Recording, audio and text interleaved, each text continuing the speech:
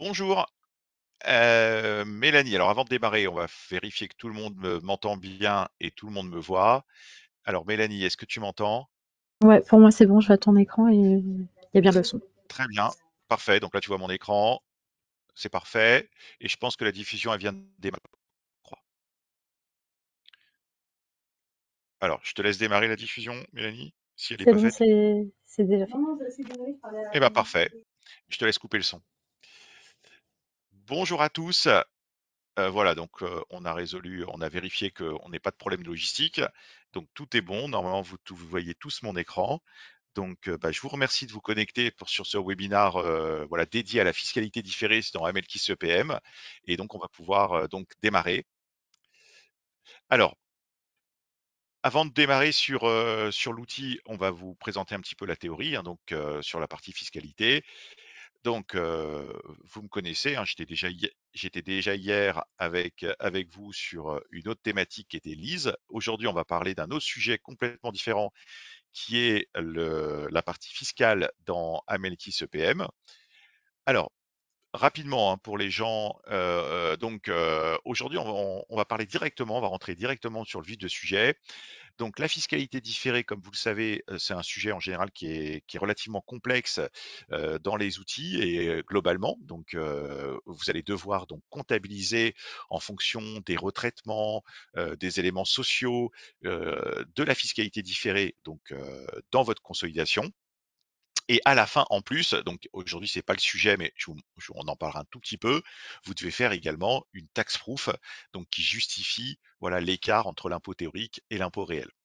Et donc, la plupart du temps, encore il y a quelques années, c'est vrai que les outils étaient pas très détaillés en termes de fiscalité. Et les gens passaient des écritures fiscales à la main. Donc, ça veut dire que il y avait beaucoup de choses qui étaient faites à la main et on les comptabilisait directement dans les outils. Donc là, l'idée d'Amelkis EPM, donc depuis plusieurs années, c'est de donner la main à l'utilisateur, de l'assister pour que à la fois on ait beaucoup de traitements automatiques et que ça calcule automatiquement la fiscalité différée, mais en même temps, ça permette également d'avoir une traçabilité au maximum et une aide pour gagner du temps, pour connaître la fiscalité différée, voilà, entre qu'on a mis dans chaque retraitement. Voilà. Donc l'objectif, c'est de vous montrer un petit peu voilà les différents assistants et étapes qu'on a dans l'outil et comment on va pouvoir à la fin auditer sa fiscalité. Alors, donc dans Amelkis EPM, vous allez voir, on a mis en place donc au-delà des arguments que vous voyez sur ce slide, un certain nombre de fonctionnalités d'assistants donc qui vont permettre de calculer la fiscalité et surtout de l'auditer de manière dynamique. Alors, la fiscalité différée, elle touche plusieurs éléments. Donc, on a la fiscalité, on va dire sociale, qui est la fiscalité sur les décalages temporaires, donc qu'on va devoir saisir, qu'on va devoir expliquer, donc refiscaliser. On a la fiscalité sur les retraitements et éliminations. Donc, quand on passe des retraitements complémentaires dans l'outil ou quand on élimine des éléments, eh bien, à la fois manuel et automatique, on doit éventuellement passer de la fiscalité différée. Donc, tous ces éléments-là font que on rajoute des couches complémentaires dans l'outil tout au long du processus. Et bien sûr, en fonction des sociétés de leur origine, qu'elles soient françaises ou étrangères, eh bien, on a différents niveaux de fiscalité. Une société française, vous savez, en France, bah, on a tendance à pas passer de fiscalité en social. On passe que la fiscalité de la fiscalité locale, mais on ne passe pas de fiscalité différée. Donc, on se retrouve en conso à gérer beaucoup d'étapes. Tandis que à l'étranger, on a plutôt une tendance à comptabiliser la fiscalité différée dans les sociétés. Donc, on a moins d'étapes à passer en conso. Alors, première étape, comme je disais, il y a plusieurs éléments qui impactent la conso. Le premier impact, c'est la fiscalité sur les décalages temporaires. Donc, c'est vraiment un problème très français, c'est-à-dire que entre ce qui est comptabilisé en compta et ce qui est déductible à la fin, eh bien, on a un décalage et donc on a un certain nombre d'événements qui subissent un décalage, comme l'organique, la participation, voilà, les provisions non déductibles provisoirement, voilà. Et donc, pour vous aider, on le verra tout à l'heure, eh bien, au lieu de passer une écriture et de le faire à la main, eh bien, depuis des années, on a un tableau avec un certain nombre d'événements et tout simplement, vous allez devoir saisir les bases d'impôts et ces bases d'impôts vont permettre de calculer un effet d'impôt au taux de fiscalité de la société. Donc ici, ce tableau-là a un certain nombre d'événements. On a la partie ouverture, qui sont les bases de l'année dernière.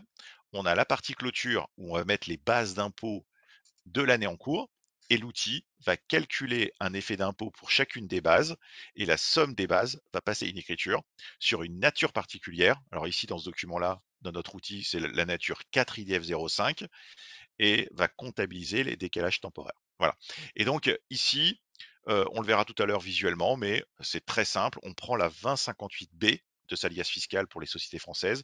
Et en général, dans la 2058B, vous avez le détail de toutes les bases.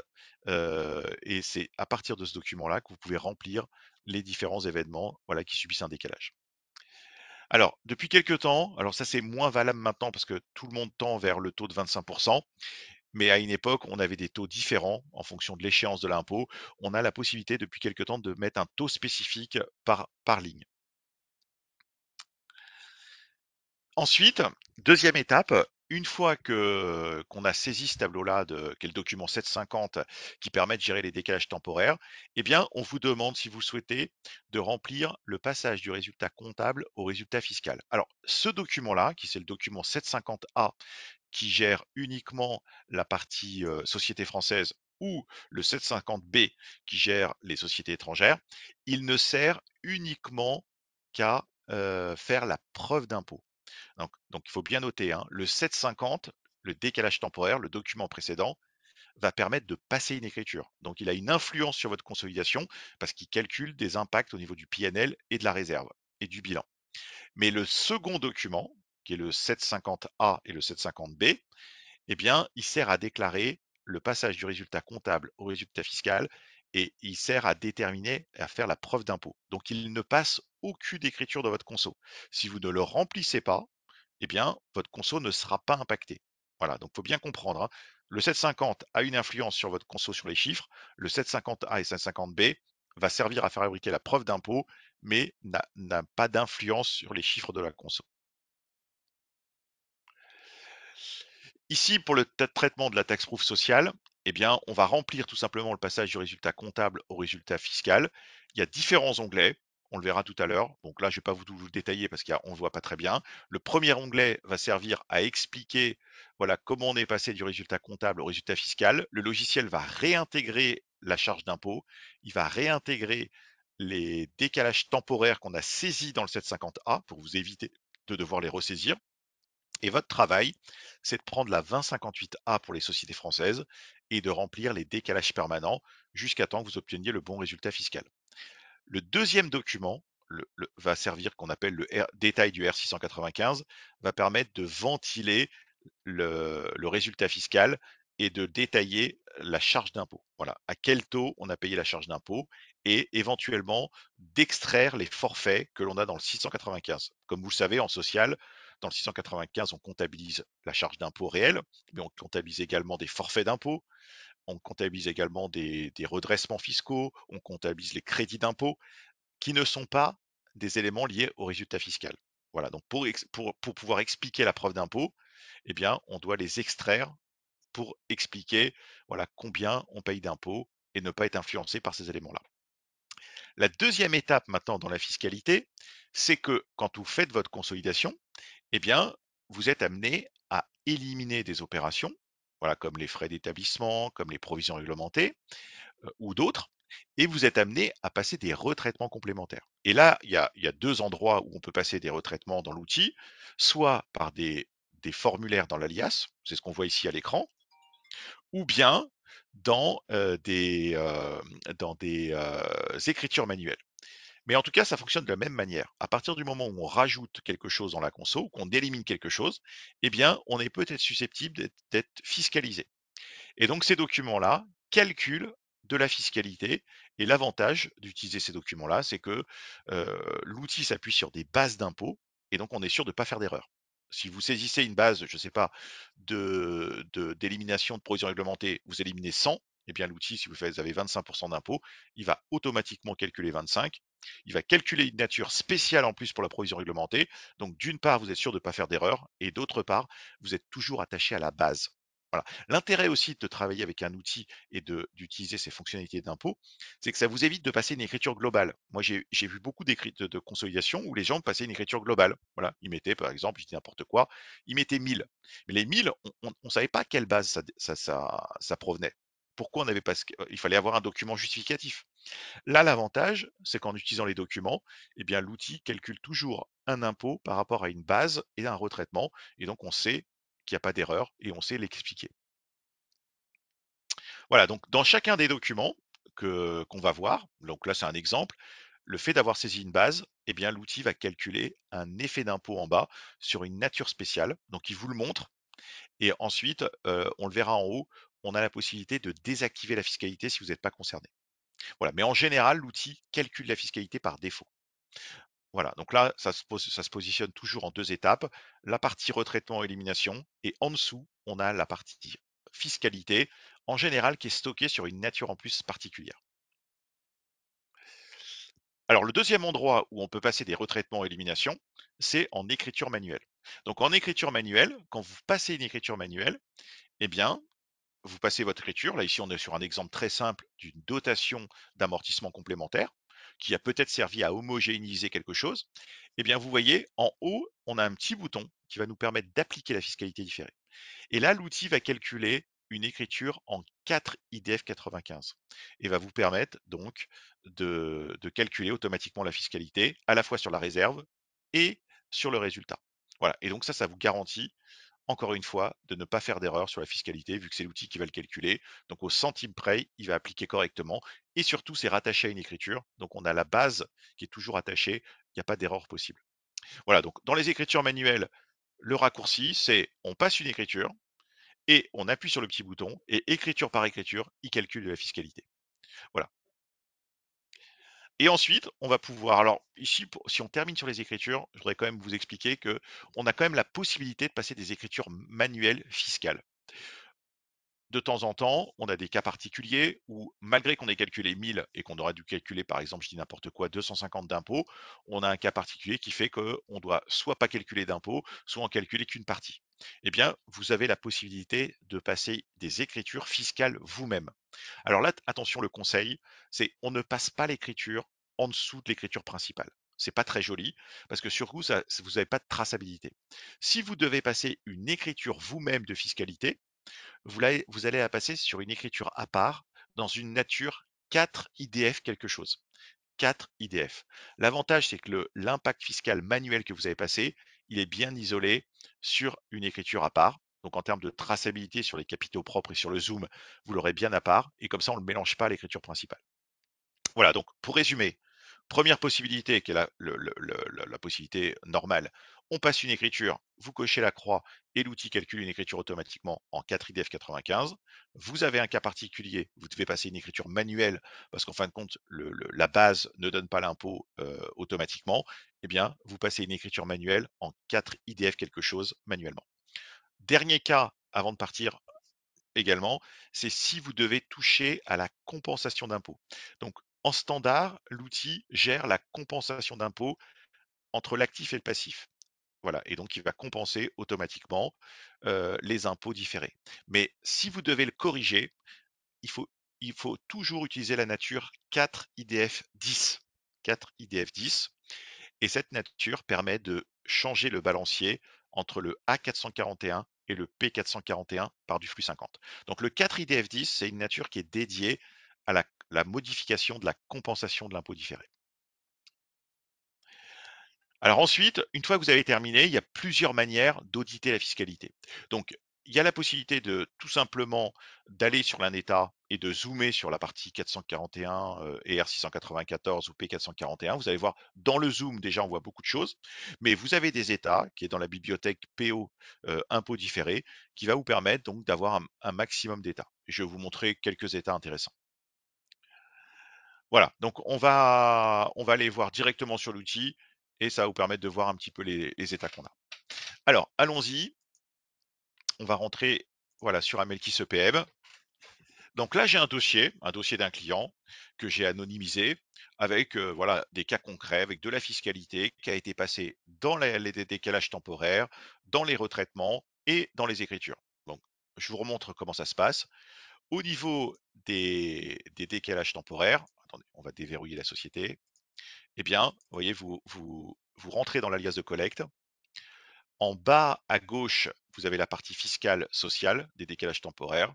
Vous cliquez dessus, voilà, et vous avez le fameux tableau qui va permettre de saisir les bases. Donc, je saisis mes bases, l'outil calcule l'effet d'impôt, il reprend automatiquement l'ouverture, voilà, et ensuite, vous voyez, vous avez la possibilité d'avoir toutes vos bases.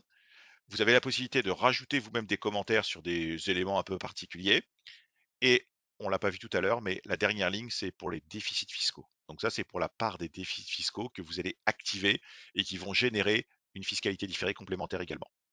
Et la somme de tous ces décalages temporaires va passer une écriture à la fin, voyez, en réserve et en résultat, va gérer les effets de taux s'il y a des effets de taux, voilà, et va comptabiliser l'écriture en 4 IDF 05. Voilà. Juste après, si vous faites suite, eh bien, c'est le document qui gère la preuve d'impôt qui va permettre donc de rapatrier, voyez, les décalages temporaires qui font partie, voilà, du passage du résultat comptable au résultat fiscal. Vous allez remplir les décalages permanents et à la fin, vous voyez, vous avez votre résultat fiscal. Alors ici, dans mon exemple, je suis sur une intégration fiscale, donc il n'y a pas de, le résultat tombe à zéro, vu que c'est la mère qui va supporter le résultat fiscal.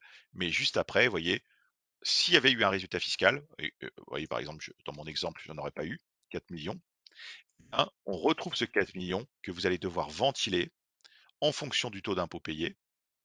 Voilà, l'objectif étant de retomber sur la charge d'impôt. Dans mon exemple, vous voyez, malgré qu'on soit en intégration fiscale, eh bien la société, elle a comptabilisé 4 440, tout simplement parce que c'était soit un élément majoré, soit un forfait d'impôt, soit un crédit d'impôt que j'ai extrait. Voilà, donc ça c'est la preuve d'impôt. Voilà, c'est comme je vous l'ai dit, ça ne passe pas d'écriture, c'est uniquement pour faire la preuve d'impôt. Deuxième chose, c'est tous les retraitements de l'IAS qui vont permettre d'éliminer et de retraiter les informations. Donc là, on a les éliminations, ici on a les retraitements, mais ça fonctionne exactement de la même manière. Quand on clique sur un retraitement, vous voyez, donc là c'est une élimination de provision réglementée. L'outil élimine la provision réglementée, donc sur une nature de LI 21, et juste en dessous, il calcule la fiscalité différée. Voilà, donc là on voit très bien qu'il a pris la base, 969, multiplié par 25%, vous voyez, et là il n'y a pas d'erreur, c'est au centime près. Quoi qu'il arrive, depuis quelques années, dans les États, il y a des contrôles. Vous voyez, il y a des contrôles ici. Si par hasard il y avait une erreur entre la base d'impôt et l'effet d'impôt, il y aurait une erreur qui serait déclenchée. Voilà, donc là, l'avantage de ces états, c'est qu'ils calculent correctement les choses par rapport à une base et tous les éléments sont bien tracés sur une nature à part. Donc faites attention ici, il y a des colonnes qui sont pas toujours très claires, je vous avoue. Le numéro 1 ici, quand on met un 1, c'est pour activer le retraitement. Mais ici, dans fiscalité, c'est pour désactiver le retraitement. Donc si par hasard, je voudrais désactiver le calcul de la fiscalité, il aurait fallu que je mette ici 1. Voilà, et vous voyez, il désactive la fiscalité. Alors, comme il y avait déjà une fiscalité au départ, là, il l'extourne par un flux changement de méthode. Voilà, donc ça, c'est quand on ne veut pas activer la fiscalité, on a la possibilité également de désactiver la fiscalité sur des cas particuliers. Voilà, donc la fiscalité dans Natlias pour chaque société, on l'a enclenchée pour les décalages temporaires, on l'a enclenché pour pour les retraitements et éliminations. Vous voyez, donc il l'a fait pour chaque élément, chaque petite boîte. Et la deuxième étape, c'est que ici dans les écritures manuelles, eh bien de la même manière, vous voyez, on a fiscalisé un certain nombre d'écritures. Donc on va, vous voyez, là il y en a certaines. Vous voyez, j'ai fait un crédit bail ici que j'ai passé manuellement. Eh bien l'utilisateur a passé son écriture. Voilà, donc on a une écriture. Et en même temps, vous voyez, il a coché cette croix. Et grâce à ça, on ne le voit pas ici, mais en consolidation, l'outil va générer de la fiscalité en 4 IDF 95 directement en consolidation. Et là, on est sûr aussi qu'il ne va pas se tromper. Il va calculer ça vraiment au centime près. Voilà, donc sur chaque écriture, on a la possibilité d'enclencher ou de désenclencher la fiscalité. Alors, dernière chose, vous voyez, j'ai des écritures en dur. Vous voyez là, ici, on retrouve notre 4 IDF10, où là, l'objectif a été de compenser la fiscalité par société. Donc le logiciel compense la fiscalité par société automatiquement, mais la règle, la norme dit on doit compenser par entité d'intégration. Et là, mon client sûrement, il a une intégration fiscale. Donc il faut réagir en prenant toutes les sociétés du palier d'intégration fiscale. Et comme l'outil ne sait pas le faire, eh bien, il a passé un complément d'écriture pour modifier la compensation entre l'actif et passif. Et comme il l'a fait proprement, mon client, il l'a passé en 4 IDF10, voilà, en flux 50. Voilà, il a annulé l'effet de l'année dernière et passé celui de cette année. Et il a un cas particulier, donc c'est pour ça que c'est un très bon dossier dans mon exemple. Il a un cas particulier, il a un 4 IDF15. Donc c'est une fiscalité diverse. Bon, ne me demandez pas qu'est-ce que c'est, je ne sais pas. Mais il a peut-être un cas particulier qui génère une fiscalité complémentaire qui n'est pas attachée à une base. Et donc là, exceptionnellement, il l'a passé comme dans une écriture en dur. Mais il l'a bien passé dans une nature 4 IDF quelque chose. Voilà. Ne la mélangez pas à une écriture globale, à une autre écriture. Mettez-la toujours sur une nature 4 IDF pour bien comprendre que c'est de la fiscalité et elle est bien isolée. Voilà. Donc, dans mon cas, on a la sociale, on a des retraitements de fiscalité dans les liasses, on a des écritures manuelles où on a utilisé le mécanisme de la fiscalité et en même temps, on a passé des écritures en dur de fiscalité sur des cas concrets, sur des cas particuliers. Voilà. Quand vous exécutez la consolidation, il y a certains traitements automatiques qui sont aussi soumis à fiscalité. Faites attention. Les provisions internes, alors pas les provisions internes sur titre, mais les provisions internes sur client et sur compte courant, l'outil calcule automatiquement de la fiscalité. Alors faites attention parce que si vous êtes en intégration fiscale, eh bien, et si vous n'êtes pas soumis à fiscalité parce qu'en intégration fiscale, les provisions sur compte courant ne se fiscalisent pas, eh bien faites attention, l'outil va quand même calculer sur l'élimination de la fiscalité et il faudra l'éliminer, ne pas le prendre en compte, il faudra contrepasser une écriture. Donc faites attention à ça. Donc sur les marges sur stock, sur les provisions internes, l'outil passe également de la fiscalité différée automatiquement. Maintenant, on a exécuté notre conso, on a nos écritures, on va pouvoir auditer. Donc comment auditer la fiscalité? Voilà. Première chose, ne serait-ce qu'en prenant un bilan et un compte de résultat, vous pouvez déjà regarder l'impact fiscal. Vous voyez, je lance un bilan et un compte de résultat. Tout de suite, dans mon bilan et mon compte de résultat, vous voyez, vous avez de la fiscalité à l'actif et au passif. Voilà qu'on retrouve ici, par exemple, 9427. Eh bien, vous voyez, quand vous zoomez à l'intérieur, eh bien, l'outil va vous montrer la fiscalité de chaque société. Mais quand on clique à l'intérieur des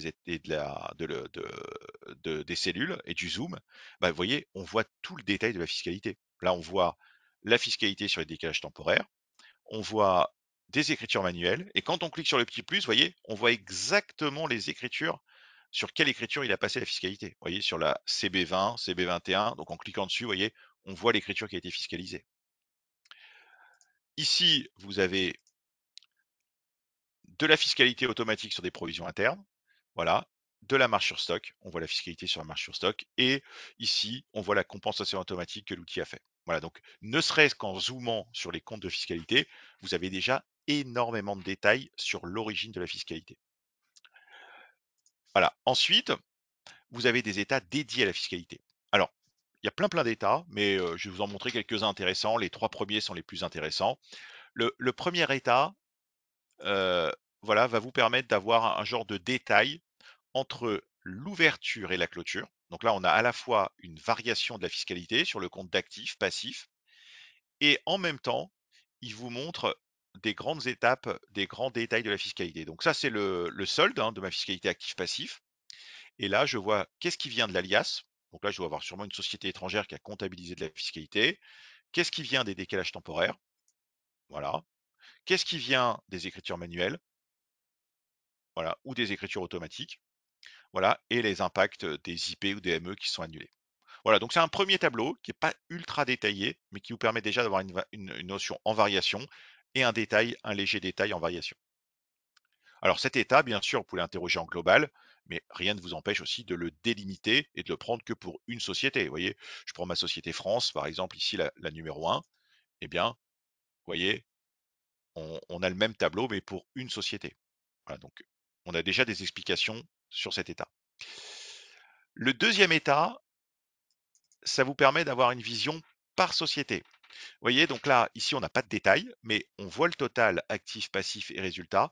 Et quand on clique sur le petit plus, on a tout le détail par société. Donc là, on voit vraiment l'impact. Cet état vous sert également pour voir la compensation. Vous voyez, pour voir si c'est bien compensé. Donc là, on voit qu'on a zéro sur ces sociétés.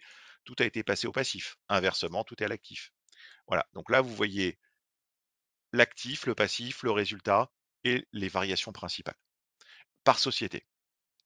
Donc cet état est intéressant pour voir aussi comment a été compensée la fiscalité et où se trouve la fiscalité par société. Le troisième état, c'est le plus détaillé. C'est ce qui va vous permettre d'avoir le détail de toute la fiscalité. Vous voyez. Donc ici, je retrouve l'ouverture, je retrouve la clôture et je retrouve le résultat. En ligne, je retrouve toute la fiscalité qui a été passée dans l'outil. Et ici, théoriquement, s'il y a pas, là, j'ai un léger écart de 16 € qui n'est pas très significatif, mais il ne devrait pas en avoir. C'est ce qui explique, voilà, qui justifie les comptes. Voilà, donc là, l'objectif, c'est de justifier ce qu'on a comptabilisé à l'actif et au passif, ce qu'on a comptabilisé au résultat, avec le détail du tableau. Et vous voyez, le détail du tableau, cette fois-ci, en cliquant sur les petits plus, vous donne toute la fiscalité qui a été passée. Donc là, on voit que c'est la fiscalité sur les décalages temporaires. Et là, on voit tous les événements, les détails, sur le bilan et sur le résultat. Bon, là, il n'y a rien du tout. Là, on voit les déficits fiscaux qui ont été passés. Là, on voit qu'il y a des écritures qui ont été passées. Et là, j'ai le détail des écritures. Vous voyez, par thème. Donc là, on voit qu'on a passé de la fiscalité sur les natures 3 RET 45 et 3 RET 60 avec les bases et l'effet d'impôt. Et ça, le autre, c'est des écritures qui viennent. Alors, soit des écritures en dur que vous avez passées. Donc là, vous voyez, j'ai passé une écriture en dur sur le 4 IDF 15. Donc là, j'ai pas d'explication vu que je l'ai passé en dur. Ça, c'est la provision réglementée, les frais d'établissement, les provisions internes et marges sur stock. Et ça, c'est les fameuses écritures de la fiscalité qu'on a impactées en liasse. Donc ça, c'est des sociétés étrangères qui ont comptabilisé de la fiscalité directement dans leur social. Voilà, donc ce tableau-là, c'est le plus intéressant parce qu'il vous explique exactement, voilà, il vous justifie vraiment thème par thème d'où vient la fiscalité. Donc, je vous invite à l'interroger en global, mais vous pouvez aussi, comme je vous ai dit, l'interroger par société. Je veux savoir la justification pour une société. Et ben, vous avez le même tableau, mais pour une société donnée.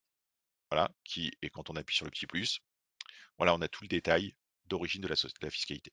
Voilà, donc ça, c'est le troisième état. C'est l'état qui s'appelle numéro 3, PD0, PD03, synthèse. Il vous permet de comprendre, voilà, l'origine nature par nature de la fiscalité. Voilà, donc plus de raison de ne pas passer correctement sa fiscalité, plus de raison de dire que on peut pas auditer ou comprendre la fiscalité. Voilà, vous avez vraiment tous les outils pour avoir à la fois de la qualité et avoir du détail et surtout vous aider à calculer la fiscalité le plus détaillé possible dans l'outil pour que ça soit le plus clair possible pour vous dans la consolidation. Alors on a mis à peu près à 30 minutes. On va se faire une petite séance de questions-réponses. Si vous avez des questions, n'hésitez pas. Donc là, on va se faire aider par Mélanie. Mélanie, je ne sais pas s'il y a des questions. Vous avez un petit bandeau sur la droite qui vous permet de poser des questions si vous voulez poser des questions. Bonjour, il y en a pas pour l'instant. Il n'y en a pas. Bon, bah très bien. Donc le temps que peut-être vous écriviez, bon, donc n'hésitez pas en tout cas à revenir vers moi ou vers nos équipes si vous avez des questions sur la fiscalité. On se fera un plaisir d'y répondre. Et bien sûr, si vous avez des propositions d'amélioration là aussi, n'hésitez pas à revenir vers nous.